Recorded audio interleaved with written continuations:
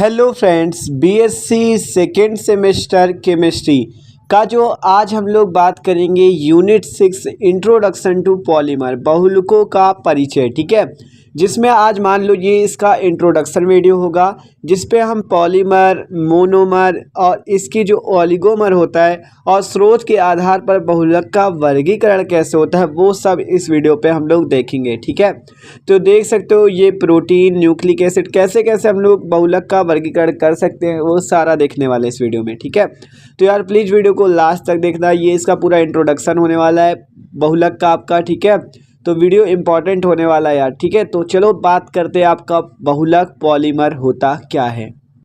तो देखो, नाम से आपका नाम है चैप्टर का बहुलक, तो पहले बहुलक के बारे में जानो, पॉलीमर क्या होता है तो पढ़ो थ्योरी, फिर समझते एग्जाम्पल से। पॉलीमर जो बहुलक होता है, देखो कहा गया जब बहुत से मॉलिक्यूल एक साथ मिलकर वृहद अणु बनाते हैं, अर्थात एक बड़ा मॉलिक्यूल बनाते हैं, तो इस बड़े मॉलिक्यूल को ही बहुलक पॉलीमर कहते हैं।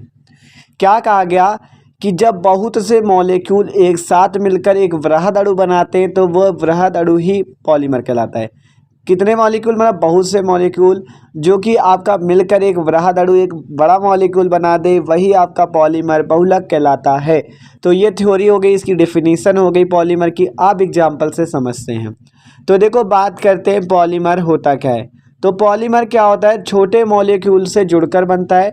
तो एग्जाम्पल से देखो, जैसे हमने ले लिया यहाँ पे एथिलीन को, एथिलीन का फॉर्मूला होता है C2H4। इसे आप ऐसे भी लिख सकते हो CH2 डबल बॉन्ड CH2। ठीक है, ये क्या है आपका एथिलीन है, एक कह सकते हो छोटा अणु है।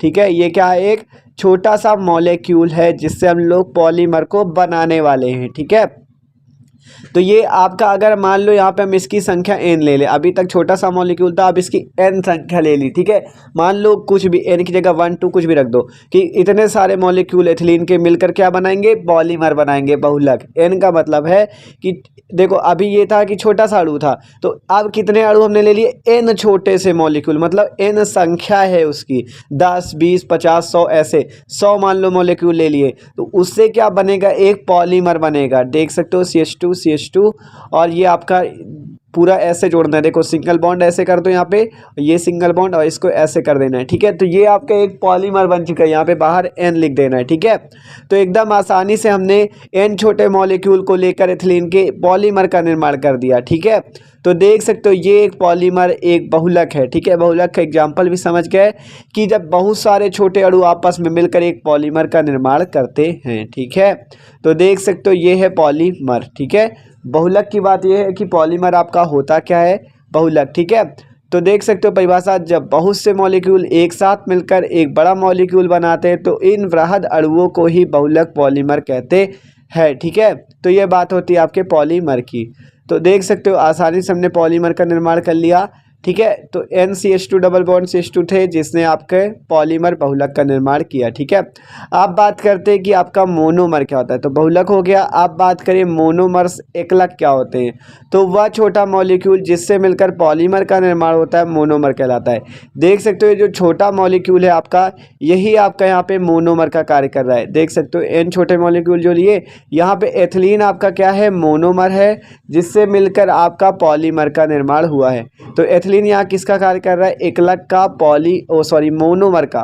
मोनोमर क्या होता है, वह छोटा अणु जिससे बहुलक बना हुआ है आपका। ठीक है, तो एकदम आसानी से समझ में आ रहा होगा, मोनोमर एक छोटी इकाई है, पॉलीमर एक बड़ी इकाई है। ठीक है, मोनो का मतलब एक, पॉली का मतलब बहुत सारे। ठीक है, तो ये बात है। तो एकदम आसानी से पॉलीमर और मोनोमर समझ गए, वह छोटा मॉलिक्यूल जिससे मिलकर पॉलीमर का निर्माण होता है मोनोमर कहलाता है। आप बात करते हैं ओलिगोमर की। ठीक है, तो देखो वे पॉलीमर जिनमें n का मान कम, लगभग 1 से, देखो कहा गया लगभग 100, मतलब 100 से कम हो, 1 से 100 तक मान सकते हो, कुछ भी हो। ठीक है, 100 से कम होना चाहिए, तो वे ओलिगोमर कहलाते हैं जिसमें मतलब n का मान क्या हो, 100, लगभग 100 या 100 से कम। ठीक है, तो देखो एग्जाम्पल से देखते हो ओलिगोमर को। तो देखो ओलिगोमर का जैसे मान लो दो आपके एकलक हम ले लें, दो मोनोमर ले लें, A+ एग्जाम्पल के तौर पे बता रहे हैं, तो उससे आपका क्या बनेगा, A और आपका आगे लग जाएगा 2, मतलब कि जहाँ n अभी तक लग रहा था, जैसे n एथिलीन के अणु लिए थे तो n लगा था, यहाँ 2 अणु लिए तो 2 लग गया। ठीक है, तो इसी प्रकार 3 अणु ले लो तो यहाँ पे क्या लग जाएगा 3, n की जगह क्या हो जाएगा 3, मतलब n का मान 100 से कम हो, इसका नाम क्या हो जाएगा द्विलक, मतलब 2 लगे तो द्विलक, और इसका नाम हो जाएगा 3 लगे तो त्रिलक। जैसे 1 लग था ना, 1 लगा था तो 1 लग था मोनोमर, वैसे ही द्विलक और त्रिलक। ठीक है, तो एकदम आसानी से इसको भी समझ रहे होगे। यही आपके ऑलिगोमर होते हैं जिसमें से n का मान क्या हो 100 से कम हो, लगभग 100 या 100 से कम, देख सकते हो द्विलक त्रिलक। ठीक है, तो ये बात है ऑलिगोमर की। तो मोनोमर हो गया, पॉलीमर हो गया, ऑलिगोमर भी हो गया। ठीक है, n का मान क्या होना चाहिए 100, लगभग 100 हो या 100 से कम हो। ठीक है, तो ये बात थी ऑलिगोमर की कि वे पॉलीमर जिनमें n का मान कम लगभग 1 से 100 तक हो उन्हें ऑलिगोमर कहते हैं। ठीक है, अब बात करते हैं स्रोत के आधार पर हम लोग पॉलीमर का वर्गीकरण करते हैं। ठीक है, कि कैसे इसका क्लासिफिकेशन हो। तो देखो देखते हैं, पहला नंबर है नेचुरल पॉलीमर्स, प्राकृतिक बहुलक। तो वे पॉलीमर जो पेड़ पौधे एवं जंतुओं से प्राप्त होते हैं नेचुरल पॉलीमर्स कहलाते हैं। मतलब जो प्रकृति से प्राप्त होते हैं, पेड़ पौधे एवं जंतुओं से प्राप्त होते हैं, उन्हें नेचुरल पॉलीमर्स कहते हैं। इसके भी आपके टाइप होंगे, देखो कहते हैं। ठीक है, पहला टाइप है आपका पॉलीसैकेराइड पॉलीमर, इसका जो टाइप है आपका पॉलीसैकेराइड बहुलक। ठीक है, तो देखो सेलुलोज जो बीटा डी ग्लूकोज का पॉलीमर है, मतलब बीटा डी ग्लूकोज से मिलकर सेलुलोज बनता है, पेड़ पौधों से प्राप्त होता है। इसी प्रकार गेहूं चावल आदि में उपस्थित स्टार्च अल्फा डी ग्लूकोज का पॉलीमर है, अतः सेलुलोज व स्टार्च ग्लूकोज के पॉलीमर है। ठीक है, मतलब सेलुलोज क्या है बीटा डी ग्लूकोज का बहुलक है। ठीक है, मतलब कि बीटा डी ग्लूकोज से मिलकर बना है। बीटा डी ग्लूकोज कहाँ क्या कार्य कर रहा है यहाँ पे मोनोमर का, मोनोमर से मिलकर कौन बना सेलुलोज बना। ठीक है, कहा गया ना सेलुलोज जो बीटा डी ग्लूकोज का पॉलीमर है, पेड़ पौधों से प्राप्त होता है। इसी प्रकार अल्फा डी ग्लूकोज क्या है स्टार्च का पॉलीमर है, सॉरी स्टार्च जो है किसका अल्फा डी ग्लूकोज का पॉलीमर है। ठीक है, तो यहाँ पे कहा गया सेलुलोज व स्टार्च ग्लूकोज के पॉलीमर हैं, बहुलक हैं। ठीक है, ग्लूकोज किसका कार्य कर रहा है मोनोमर का, और सेलुलोज व स्टार्च पॉलीमर का। ठीक है, तो ये बात है। अगला देखो प्रोटीन, इनका निर्माण जैव कोशिकाओं में होता है। ये अल्फा एमिनो एसिड के पॉलीमर हैं, ये जैव बहुलक भी हैं, बायोपॉलीमर भी हैं। ठीक है, मतलब अल्फा एमिनो एसिड यहाँ पे किसका कार्य करेगा मोनोमर का, जिससे मिलकर प्रोटीन बनता है। कहा गया ना इनका निर्माण जैव कोशिकाओं में होता है, ये अल्फा एमिनो एसिड के पॉलीमर है। प्रोटीन जो है अल्फा एमिनो एसिड के बहुलक हैं। अगला न्यूक्लिक एसिड, ये न्यूक्लियोटाइड के पॉलीमर हैं। इनमें क्षार शर्करा व फास्फेट इकाई होती है। ये 2 प्रकार के होते हैं, डीएनए व आरएनए। ये भी बायोपॉलीमर हैं, मतलब ये न्यूक्लियोटाइड के बहुलक हैं। न्यूक्लिक एसिड न्यूक्लियोटाइड के बहुलक। तो देख सकते हैं ये नेचुरल पॉलीमर के आपके टाइप थे। अब बात करते हैं संश्लेषित बहुलक।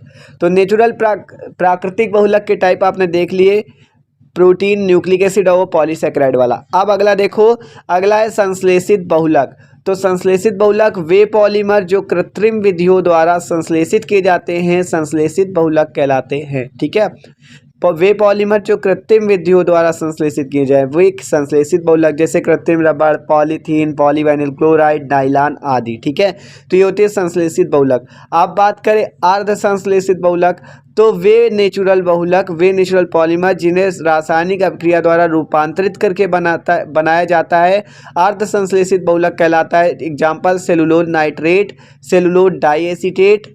ठीक है, और आपका वल्कनीकृत रबड़। ठीक है, तो ये अर्ध संश्लेषित बहुलक के एग्जाम्पल हो गए। तो देख सकते हो संश्लेषित बहुलक, अर्ध संश्लेषित बहुलक, ये सब स्रोत के आधार पर हम लोग वर्गीकरण कर रहे हैं पॉलीमर का। ठीक है, तो इसके स्रोत के आधार पर वर्गीकरण किया गया है। ये तो एकदम आसान था, देख सकते हो पॉलीमर वाला टॉपिक। तो यार वीडियो अच्छा लगा हो तो लाइक भी कर दीजिएगा। Okay, thanks for watching this video.